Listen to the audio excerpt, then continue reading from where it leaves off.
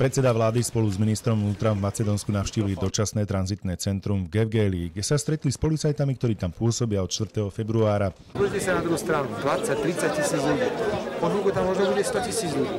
A ak sa rozhodnú títo ľudia, že jednoducho prejdú na druhú stranu, tak prejdú, pokiaľ tu nebude riadna ochrana týchto hraníc. Práve v Gevgeli sa koncom februára migranti pokúsili o prejazdenie hraničného plota a prechod z Grécka do Macedónska. Aj počas prítomnosti slovenského premiéra a ministra vnútra bolo počuť ich hlasné protesty. Uvedomte si tú paradoxnú situáciu. Na tejto strane je Európska únia. Na tejto strane, kde stojíme my, nie je Európska únia. Táto časť ľudí sa snaží dostať von z Európskej únie, krajinu, ktorá nie je Európskou úniou. Za tým plotom nikomu z nich nehrozí žiadne vojnové ohrozenie, žiadne ohrozenie ich života. Zhodneme sa, že Grécko je bezpečná krajina.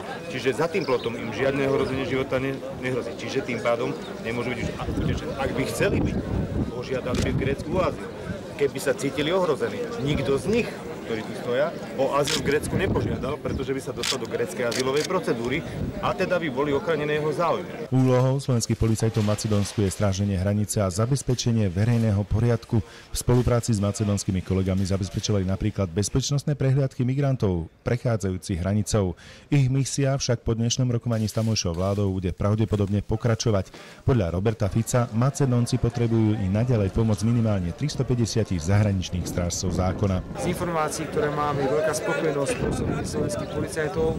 Boli v spoločných riadkách s macedónskymi policajtami, zabezpečovali napríklad tu na bezpečnostné prehliadky ľudí, ktorí prechádzajú cez hranice. Macedónsko zatvorilo hranice s Gréckom pre migrantov z Afganistanu 21. februára. Na svoje územie v súčasnosti vpúšťa denne iba 300 utečencov zo Sýrie a Iraku. Slovenskí policajti pôsobia v súčasnosti aj v Grécku, Slovinsku a pomáhali aj v Maďarsku. Pre hrdého Čecháčka Viliam Šuška.